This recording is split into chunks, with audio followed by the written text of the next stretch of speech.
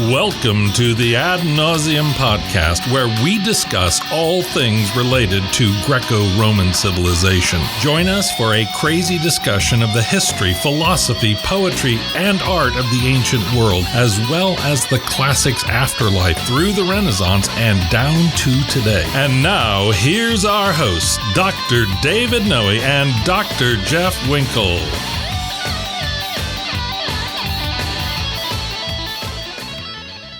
Welcome, listeners. I'm David Noe here with my co-host, Dr. Jeff Winkle. How are you today, Jeff? I am doing great, David. How are you? I'm real well, thanks. So we're glad you've all tuned in for the inaugural podcast of Ad Navseam. Why don't we share with our listeners, Jeff, what that title means and why we chose it? Well, we tossed around a few ideas, I think, but we settled on this, I think, for kind of two main reasons. I think, one, it's Latinate. Right. And that speaks to kind of the broader topics that we're going to be covering on this podcast. But it's also, it's lighter. It's kind of self-deprecating. That's right. Ad nauseum means like to the point of vomiting. Yes, right? So you've taken in all you can and you can't take in any more. Right, exactly. And then it comes out. I don't think I'm wrong in saying that when you see things written in Latin or when something in Latin shows up, say, in a movie, right. Often the intention is to kind of raise the seriousness level. Something in Latin immediately has kind of an aura of importance. Definitely. Right? In fact, pretty much not a week goes by that I don't receive some kind of communication from someone asking, it happened yesterday, how do I say this in Latin? Really? You get a lot of those? I get a lot of those. Wow. Because I want it to sound more important, more impressive, grandiloquent, if you will. Right. You want it on a seal or a motto, right? That's right. Or maybe a tattoo. I get that also. I remember in grad school getting those kind of requests as well. It being Latin suggests we're going to be dealing with serious stuff. Right. Things that are grave. Right. Exactly. But also the fact that it's to the point of nausea, to the point of vomiting, also reflects that we're going to be less serious from time to time as well. It's going to be a mix of those kinds of things. So I think that title really gets at the two sides of that. Mm-hmm. So for this episode, we're going to talk about classics as a way of life. That's right. But before we get into that, let's take a little bit of time to just introduce ourselves. We're going to devote a later episode to a little more autobiographical elements. But Jeff, tell us a little bit about yourself as we get started here. Yes. So as David said, my name is Jeff Winkle, and I am currently a humanities professor at Grand Rapids Community College in Grand Rapids, Michigan. But my academic training and background is in the classics. And so I was a classics major, classical languages and history major in college. After college, I went on to do a PhD in classics at Northwestern University in Evanston, Illinois. And classics has been a lifelong interest of mine from the time I was a kid and from the books that my mom and dad handed me.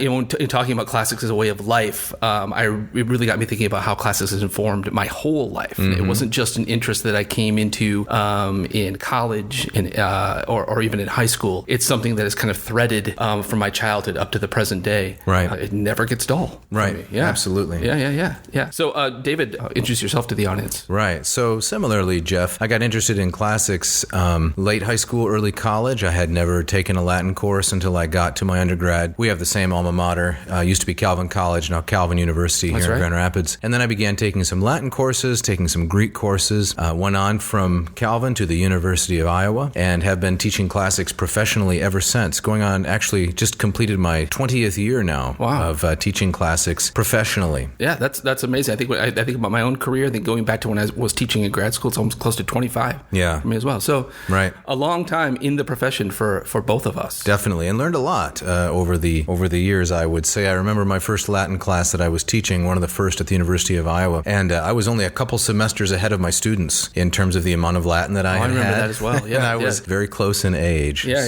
It's crazy. This is maybe something we can talk about on a future episode as well, is about how we share this idea that you never feel like you fully learn something or you begin to master it until you start teaching it. Correct. Yeah.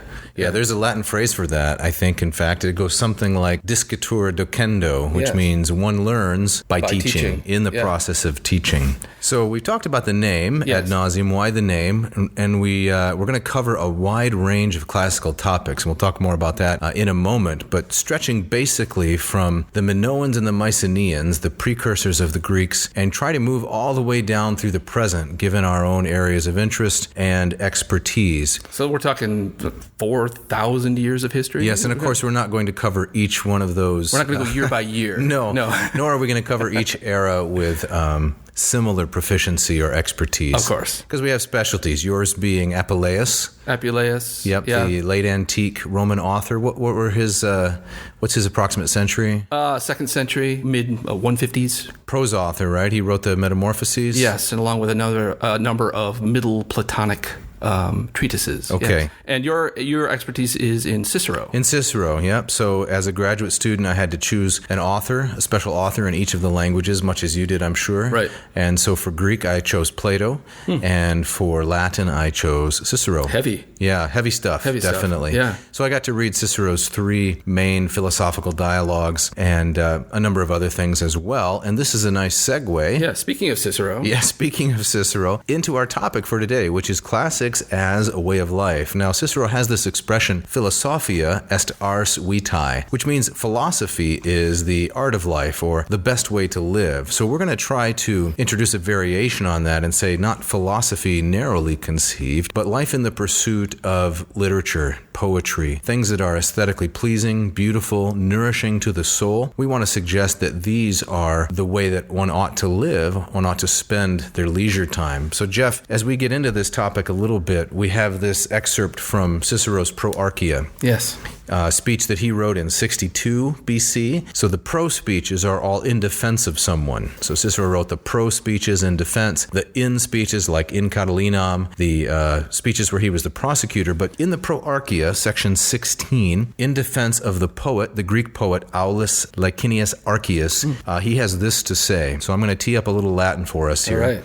Hit it. Quod si non his tantus fructus ostenderetur, et si ex his studiis delectatio sola peteretur. So the key phrase that we have there is delectatio sola, simply pleasure or pleasure alone. So let's use that as a jumping off point for this discussion of classics as a way of life. Yeah. If nothing from these studies, if nothing, no other kind of enjoyment were sought, if only pleasure were sought from these studies, and then Cicero goes on to say it would be the most humane and the most free-spirited or generous kind of diversion for the human soul. So maybe you can say a few things, Jeff, about how you see classics, rather than philosophy, classics as a way of life. Yeah, and when I think about this is, and I try to talk about this to my students as well. You know, students come into, say, a mythology class, and for obvious and good reasons, they say this is going to be fun. Right. But maybe in the back of their mind, they're thinking, this is not practical. Right. This is going to maybe kind of a nice diversion from the nursing degree that I'm working on. Yeah, or computer science or engineering or something like that. Right. And so I think that maybe students wouldn't put it that way explicitly, that they would say, well, I'm going to enjoy this for 4 months and then I'm going to set it aside. But maybe that's kind of the attitude. And so what I try to impress upon them is, it really takes me back to something, a phrase I got from you, was that being invested in the classics and seeing the classics as a way of life means never being bored. Right. You have your working life, you have your leisure time, and I would make the larger argument that class as a way of life would inform both of those. Right. But this idea of when you're not working, when you're not sleeping, what's driving? What are you interested in? What do you consider to be beautiful? What do you consider to be meaningful? That's where I find particularly kind of the classics really coming into kind of organizing and fleshing out and describing the things that I enjoy. Right. So, like for me, it was like in my introduction, I was talking about this going back to when I was a kid, and my gateway into the classics was mythology. And mythology, it's one of those things that, despite there's kind of a nerd quality to it. Yeah, and this was even before the days of Rick Riordan and those immensely popular Half-Blood Prince and all those novels that he wrote. Sure, right. But smack dab in the middle of Hollywood era, where mythology it's kind of come and gone in waves, but it's never fully gone away. No, right? So, I mean, those cheesy kind of sword and sandal Hercules movies. Yeah, and right? the Hercules Disney movie was after we were out of high school, but very, very popular. Very, very popular, right. And you have the old Spartacus movies, the sword and sandal, like you said, Ben-Hur and all of that.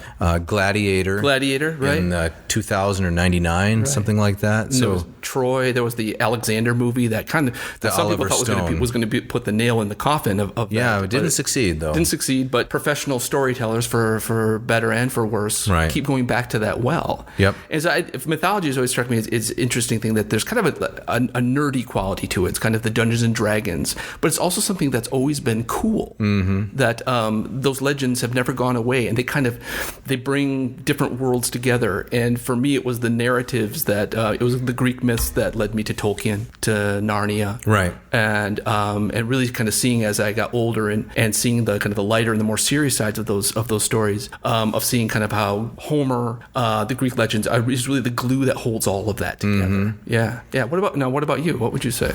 Well, it's similar for me, except I kind of went at it a different way, you might say, because I didn't really know about the existence of a lot of these stories. One of my earliest memories of studying the classics was actually a Sesame Street book. Oh, Sesame Street. And this was the adventures of Bert and Ernie, but I believe Bert was dressed as Penelope, and it was a retelling of the Odyssey with Bert dressed as Penelope. But of course, in my childhood ignorance, I didn't even know how to pronounce the word. I'm sure a lot of our listeners have had this experience. If they do a lot of reading, they are exposed to a lot of words that aren't pronounced in everyday speech. Sure. So I thought that the individual's name was Penelope. Right. I didn't know that she was called Penelope. Similar to when I was in graduate school and I was teaching, and I described some passage of literature as macabre, and one of my students actually corrected me and said, "Mr. Noe, I think that's pronounced macabre." And I said, "You've got to be kidding! What's that R doing in there? It's clearly macabre." Right. And so I failed that student, obviously. And this is compounded by the fact that even amongst people in the field, you'll find different pronunciations of Greek names. Telemachus, Telemachus. Yes, that's true. Right. Socrates. Yeah. And lots of different spellings as well. Exactly, right. But there's no excuse for macabre. That's just, that one's on me, as they say. Right, it's clearly haunted you all these years. It has haunted me, yeah. So I didn't really have much exposure to the classics early. And so this notion of developing classics as a way of life, this has come slowly over time. Yeah. Certainly I was enchanted very early with the notion of the life of the mind, right? I knew that even though I might have to make a living doing something that didn't involve intellectual work, I knew that the life of the mind was very enchanting to me. Yeah. I read a lot as a kid, whatever kind of literature I could find. A lot of it was not, especially high literature in any sense. I just didn't have that exposure. But as an undergraduate, then I began to be exposed to the works of Herodotus, Plato, obviously, Cicero, Virgil, and these things began to enchant my imagination. And I had a sense of homecoming. These were the stories. This was the sense of imaginative literature, the worlds that were created. Now, these things were enchanting to me. Nostos. Yes, a return. That's right. Yeah. So Jeff's making a reference here to the Nostoi. These were the individuals after the Trojan War who had to make their way home, and of course the most famous is Odysseus. So I had my own homecoming, you might say, to the world of classics. But even then on through grad school, I never had the impression, I guess we're getting into autobiography here a little bit, but it's unavoidable. I never had the impression that I could make a living teaching classics. I thought, well, I will pursue these interests as long as I can, and as long as I can do so affordably, but maybe I'll just end up, selling insurance or something. Not an ignoble profession, something that pays the bills, it's decent, it's worthwhile. I didn't think I could make classics a way of life. But even for those who don't teach classics professionally, there is, I would suggest, a tremendous amount of pleasure to be derived from the study of literature. Yeah, absolutely. And so you were saying how you talk to your students who are on their way to a career in nursing or engineering. You talk to them about how they're going to spend their free time. My students know I have a similar sort of approach. I always say, when you come home from your six-figure computer science job, when you come home from your engineering, your nursing, whatever it may be, chemistry job, how are you going to fill all of your free time? Right. And I suggest to them that although consuming pop culture, has value, and I do that myself, I, like the movies and the shows and the music and such, I would suggest that a diet of only those things is not going to help you engage, and here we might disagree a little bit, Jeff, is not going to help you engage deeply in some of the perennial questions. I think by and large, I think I'd agree with that. A line that I use in my classes, now, so I teach at a community college where, the vast majority of my students are very practically minded, right? They are not coming in by and large thinking, I want to, dive into the deep end of the life of the mind, right? And so I feel like I have to kind of amp up the way I sell these kinds of things. A line that I often use is that we live in such a visual culture. We live in such where movies, videos are at the fingertips of everybody, right, with a glowing brick in your pocket. Right. I say one of the real uses of kind of studying classics or mythological narrative and kind of understanding how story works is that it allows you to read the culture rather than the culture read you, right? And so rather than just kind of let the popular culture from the ridiculous to the sublime just kind of wash over you to kill the time, right, it really puts you in the driver's seat. You kind of understand how these narratives work. You understand why the characters perhaps are doing what they're doing, what the filmmaker, what the author is up to. It really, not to turn every movie viewing experience into kind of a brain-bending academic exercise, but it really helps you to be in control of what's coming into your eyes. So not every movie has to be followed by a list of discussion questions or something like that. No, as ideal as that would be, right? Really, you think so? No, not at all. Of course not. So I have a very escapist view of consuming film. Okay. Right? And again, here we probably differ. We've talked about this before. In fact, I think that we talked about it in Rome once. We did. Because one of our students, I don't remember that student's name, but he was talking about film. He was talking about some American epic. And I was trying to argue, as is my wont, that genre is really important. And so you can't call film an epic because an epic requires a certain literary form. It requires poetry in particular. And I think you said something along the lines of, well, within the parameters of film, some have a better claim than others to having epic elements. Yeah. So, if indeed that's what I said, I'd stand by that. Sure. We get so loose with our language, right? I think it's probably out of fashion now, but even describing like an experience of, that was epic, right? It just becomes kind of a stand-in for that was huge or had a huge impact. Even if there were no actual poetry involved, right? Right. It could still be epic. Yeah, exactly. So going back to the point, even if the film isn't followed by a list of discussion questions, and it's more of an escapist idea of we're just going to spend a few hours checking out and getting our eyes visually feasted, you would say that you encourage your students to read the culture rather than to have the culture read them. Yes. Can you give me an example of how that works? Well, to give an example from a myth class, a film I love to show is the Coen Brothers, Oh Brother, Where Art Thou? To the audience, if you haven't seen it, I think it's a great film, and I think it stands on its own whether you know anything about Homer or not. So the conceit of the film is that it's a film that takes place in the American South. In the Depression era. The Depression era, 1930s. Stars George Clooney in the Ulysses/Odysseus role. And it's a albeit loose, retelling of the Odyssey in a very, very different medium, chronology, time and place. And so it's one of these films that you could watch it without knowing anything about Homer and love it and say, that's a great film. I enjoyed that. It would be one I'd recommend to my friends. But to watch the film having read the Odyssey and having studied the Odyssey, it goes up to 11 to use a Spinal Tap reference. Sure. I think we can trust our audience to get all the Spinal Tap references. I would hope so. There's in the Venn diagram of kind of classics interest and Spinal Tap, there's an overlap. There's a heavy overlap. I mean, that's a very, very specific example. But to know Homer's Odyssey well and to watch that film, it raises the experience of appreciating and interpreting that film. Well, we will probably devote an entire episode to Oh Brother, Where Art Thou? I hope so. But one particular item that sticks out from that film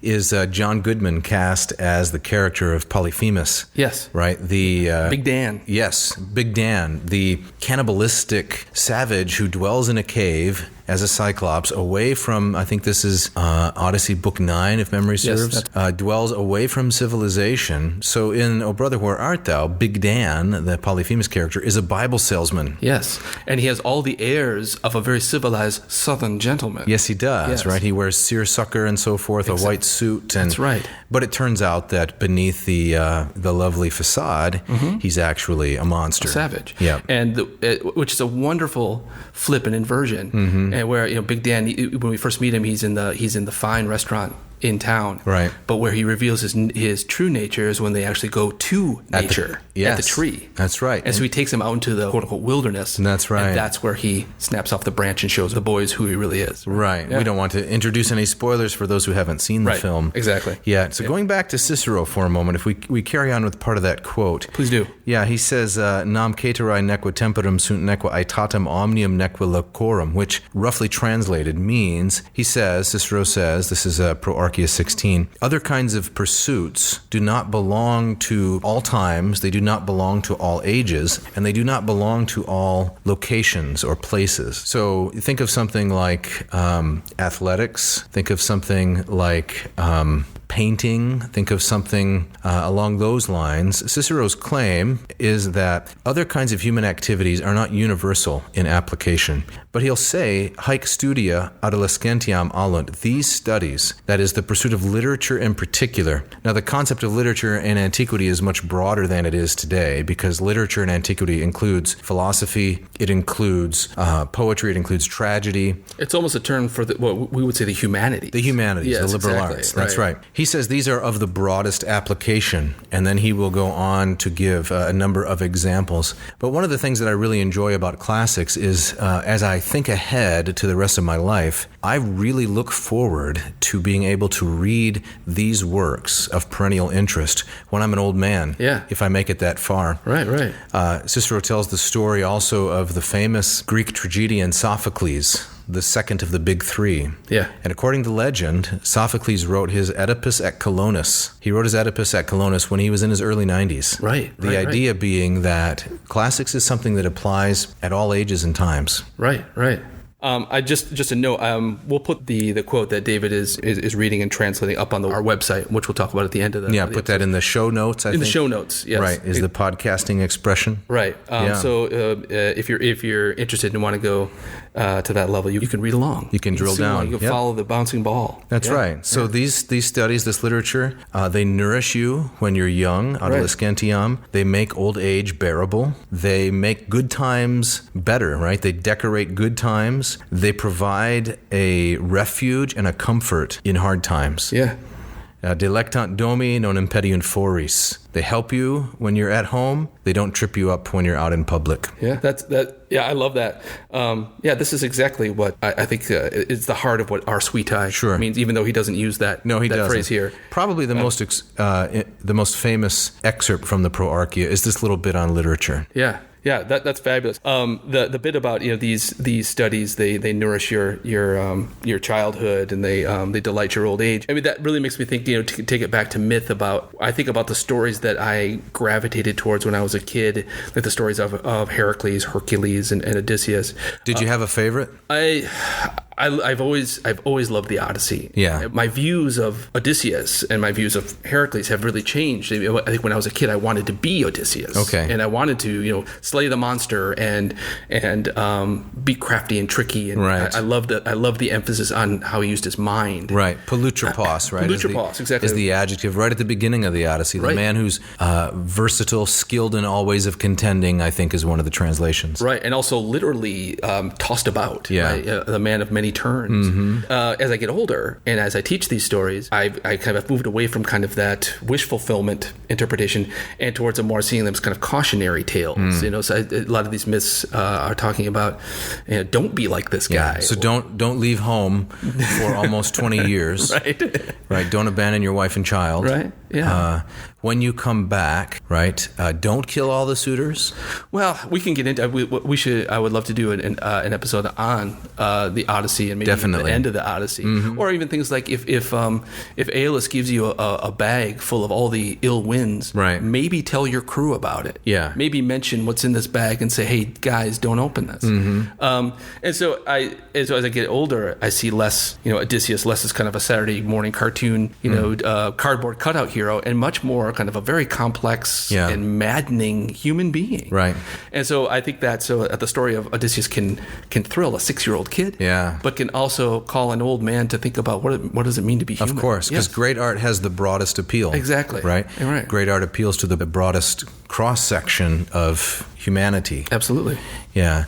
So this is reflective maybe of the ancient concept that the Iliad was written by Homer, whether he's the author or not, but the Iliad is written by Homer as a young man, so it's filled with passion. And the Odyssey was written by Homer as a middle-aged or even old man, so it's primarily about character. Interesting, yes. The amazing lessons that I learned from one of my grad school professors, Dr. Jack Holtzmark, was that the Odyssey features weeping and eating every 20 lines or so. That's right. Every 20 lines, someone is crying or they're eating. When you first see Odysseus in real time in that epic, he's crying on the beach. That's right. Yeah. As a captive of Calypso. Yes. So it's a very domestic epic. So like you said, it has that Saturday morning cartoon swashbuckling element to it. At least in books 9 through 12. Absolutely. Right? Most often excerpted. These thrill children, but even as you age, you find something really incredible about it, because Odysseus is the captive of a number of beautiful women, Calypso, Circe. And yet he says, yeah, you are an immortal goddess, he says to Calypso, and you're more beautiful than my wife. He says, but I'm going home. Yeah. Because that's where I belong, and that's where I want to be. I want to see Telemachus, I want to see my son, and I want to see Penelope, my wife. Right. Yeah. An episode on Penelope would be definitely in order, right? Yes. Amazing character. Certainly Odysseus' match in cleverness, strength of character. We'll have to get into some of the things that Werner Jaeger says about that in his work, Paideia, about Greek culture. He has some really interesting, controversial things to say about how Homer characterizes the heroic man, the man who has arete, as opposed to the heroic woman. What makes the arete of a woman? Yeah. Well, as we wrap this up, Jeff, let's talk a little bit about where we're headed next. Sure. What are some of the topics that we're going to be covering in the future? I think if I can speak selfishly, I would love to do topics that are in line with my own interest in research right now. Ancient religion, an episode on the mystery cults, Eleusis, ancient prose, narratives, folklore, urban legends. Yeah, can you discuss? I know we're going to have an episode on bridginess, right? Yes. Which is one of your specialties. Yes. This concept I'm feeling a little bridgy right now. This concept of Gefurismos. Gefurismos, right. Yeah, the Greeks had a special term for the way that you feel or behave. Kind of in the in-between. When you're at a bridge. At a bridge. Where you're crossing from one point to the next. Exactly. So a bridge is both, it's neither side A or B of the river. It's both and it's neither. And so it's unbounded. And the Greeks weren't the only one. You find this kind of uncanniness around the globe in kind of traditional ways of kind of organizing and thinking about space. Right. I find that endlessly fascinating. Yeah. And so, we'll be talking about bridginess. Right. Yeah. And as well as, you want to say a brief word about the Mithraeum that we visited there at Ostia Antica? Sure. Maybe some of our listeners have had the opportunity to travel to Italy and to visit the ancient port of Ostia. Ostia, right. So it doesn't get the press that Pompeii gets, but it's nearly equally as fascinating. We're very well-preserved ancient Roman city. There are a number of these Mithraea in Ostia, these houses of worship and ritual for the god Mithras. Was it Persian or Egyptian? Well, that was what we can talk about that. Okay. There was a long-standing academic argument that the Romans inherited this hero god Mithras from the Persians. Right. That's kind of out of fashion, that argument now. And they see it was more it was a Roman creation, and they kind of imbued it with the trappings of the East to kind of give it a kind of an exotic flair. Not that it was actually taken from the Persians. Right. But in the back corner of this massive archaeological site, there's a number of these Mithraea, but the one we went to is you walk down this slope and you enter into this arched underground chamber. It's kind a crypt. How you'd say that maybe like, I don't know, 50 yards long? 30 feet. 30 feet? Not quite 50 yards. 50 yards. And it's an aisle with benches on either side, and at the far end, at the end of the chamber, there is a statue representation of Mithras slaying the bull, right, which seems to be the central myth in that cult. Yeah. With an oculus, right? A hole, a light opening from above? From above, right. So the whole city's above this chamber. And then the light shines down on this statue of this young man with his Phrygian cap. It's very Indiana Jonesy. Yep, and he is driving a knife into the neck of this bull. Right. A story that, there's no written narrative of that story that survives. We still don't fully understand what it means. Right. But we know that this secret ritual for this cult that was exclusively masculine And very popular in the Roman army. Very popular in the Roman army. Yes, the soldier class was drawn to Mithras. Walter Burkert, the famous scholar of ancient religion, is credited with a phrase, if the Roman Empire had not become Christian, it would have become Mithraic, which is ridiculous because of that. You're still talking about half the population. But he's captured something significant about the popularity, right? Exactly. And I think that was kind of the purpose of the hyperbole of that. Right. And so it was extremely popular in the first 3 centuries of this era. And so, yes, we, I believe this was about 4 years ago, 5 years ago. Yeah, I think it was 2016. Yep, January of 16. David and I were there with a large group of students, close to 40 students. Close to 40. And we marched up and over the hill. It wasn't part of the kind of the guided. No, because most tourists, God bless them, not especially interested in that particular element of Roman culture. Which I don't understand, but such it is. Yeah. Right. So we went down into there. We kind of packed the whole group onto those benches. I think we had a student who was. Did a student give a presentation? Report. Yes. Yeah. If that student's listening, we don't remember your name. Sorry. Exactly.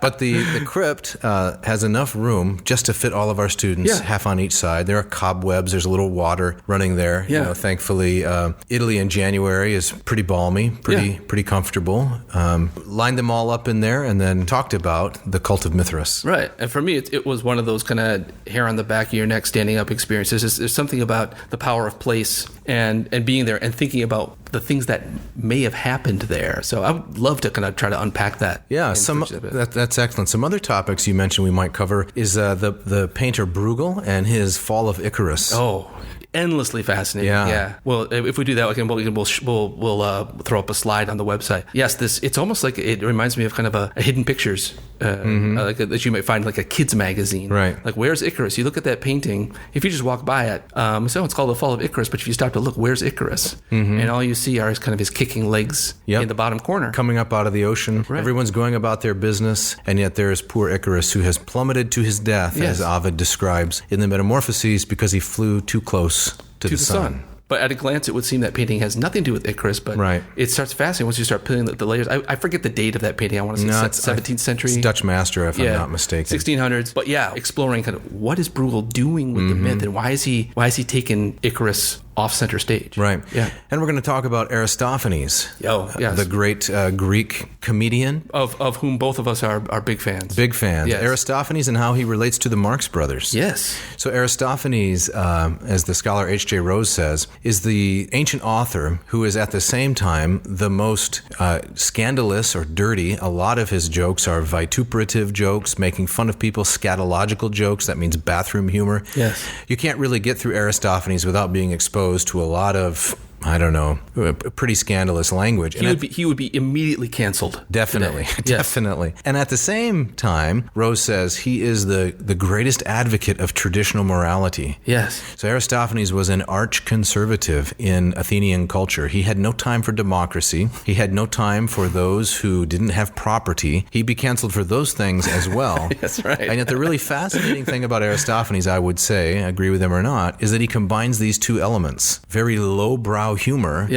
with very old-fashioned and traditional principles. Right. And we see that in some of the Marx Brothers movies. Absolutely, right. And just kind of that mix of high commentary with absurdism. Yeah. Right? Vicious political satire. Yes. But with utterly ridiculous and silly episodes. And that is a mix, I think, that is almost impossible to pull off, right? I mean, when we talk about, I would make the argument that comedy has never been freer than it has been than it was in the hands of Aristophanes. Yeah, mythic archetypes and the Marvel Cinematic Universe. Yes, this is one for you, Jeff. What can you say about that? This for me, I would say that you're kind of the bigger Marvel fan than I am. I have seen all the movies, I have to confess, but I have three teenage children. So all I know is that when a movie comes out, it's usually you who texts me first about going to see said film. That's a good point. You're going to pin Aquaman on me too, right?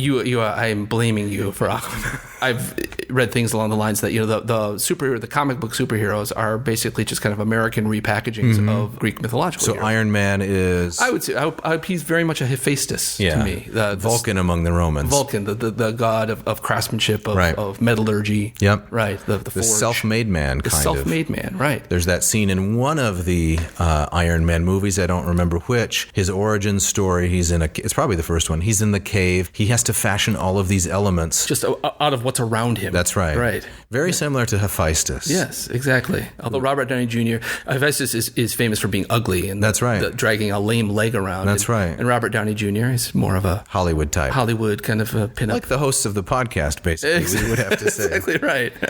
So in addition to mythic archetypes and the Marvel classical universe. These are all kind of in my wheelhouse. You want to mention some of the things that you want to talk about? Right. So we said that when I was in graduate school, fascinated with Plato. Yes. Fascinated with Cicero. Those obsessions continue. One of the most, this is a little heavier maybe, but hopefully we have a broad audience. One of the most interesting elements about Plato is which of his dialogues had the longest shelf life.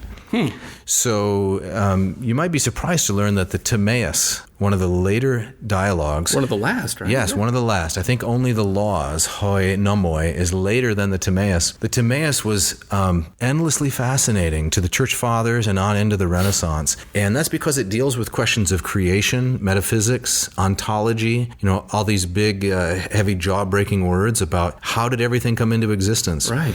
And Plato has a persuasive, a compelling, a coherent argument for how the world was created. There's a demiurge that mixes together things like sameness and difference, identity, and so forth. And this dialogue, which is not really a Platonic dialogue because Socrates indulges in these long monologues, this Timaeus was really significant long term.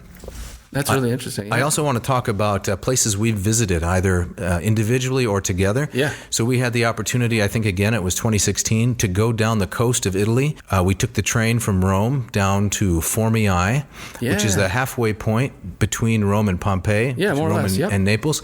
And we saw there the tomb, the supposed tomb of Cicero. Cicero, right. Yep. It's just kind of off the beaten path, not far from the Via Appia. Right. A spot of the road which is still exposed. Of course, St. Paul walked the Via Appia from Puteoli up to Rome. That's right. And so there at Formiae, we're going to talk about the tomb of Cicero. And Formiae was also where Cicero had one of his villas, and the villa that he kind of made this half-hearted attempt to escape when. That's right. When his neck was on the line, and the henchman of Mark Antony hunted him down.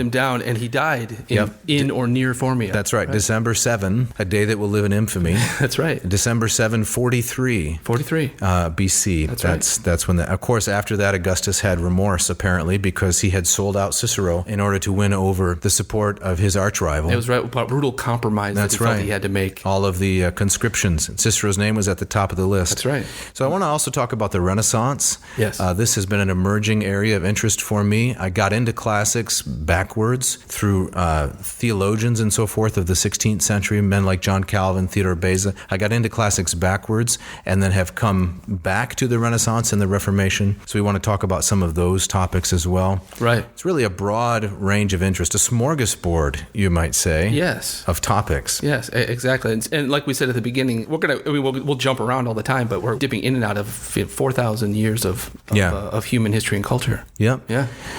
So how can our listeners get involved, Jeff? Well, they can obviously be faithful listeners to the podcast. Check the app for new episodes. You can log on to our webpage. What is that webpage? That is adnauseam.com, but not with a U, but with the Roman Maybe we better spell it out. Yes, it would be ADNAVSEAM. And what's that V doing in there? Well, that's with Could it be that we don't know how to spell Latin? Well, no, that's not the case. It's just that the Romans didn't have a. Actually, it was because Ad Navseam with a U was taken. That particular website was spoken for? Spoken for, right. Yeah, I think as I researched it, it would take almost 6 figures to purchase that. Was that right? Wow. So we decided that was not the way to go. Yeah. Well, once we start making 6 figures ourselves, maybe we can do a hostile takeover. That's right. So it's ADNAVSEAM.com. So there you'll find information about us, about the podcast, extra things like the Latin passage that David was quoting from. Things we like to read. Translations we would recommend. Images, pictures, paintings that we may refer to. I see it as a great thing to maybe have even open on your device as you listen to us. What if listeners want to send in suggestions for topics? Because it could be that the things that interest us, I know it's hard to believe, Jeff. Yeah. The things that interest us don't interest other people. I don't see how that could be. But if somebody wanted us to talk about a particular topic, shoot us an email at topics@adnauseam.com. Again, Ad Navseam with a V. Right. Yes. So as we wrap up, we want to say thank you to all those who have tuned in for this inaugural episode. Yes, many thanks. Yeah, we ourselves are learning, so we're going to smooth out some things, and we look forward to having you as guests. Are we also going to have guests other than the two of us, Jeff? That is the plan. Okay. If we can convince people, or maybe trick people, right, to come in and talk with us, we're going to have to get a third mic. Yes. Yeah. Do we have some contacts? As another leading question, do we have some contacts in the world of classics? We do. It's a small family. It is, right. Yeah. But we know between the two of us, we know a number of people, and when you get sick of hearing us, that's right. on. Experts in Virgil, experts in Apollonius of Rhodes, experts in John Calvin in the 16th century, experts in Erasmus, all kinds of things. Yes, exactly. Do we hope to pick up a spew listeners along the way? Spew? A spew listeners to Ad Navseam? Just a spew. Okay. As we go, yes. But to wrap it up then, thank you everyone for listening. Check out the website for upcoming episodes and upcoming topics. As the ancient Romans themselves, as Julius Caesar himself, I think it was Julius, often said, bon appetit.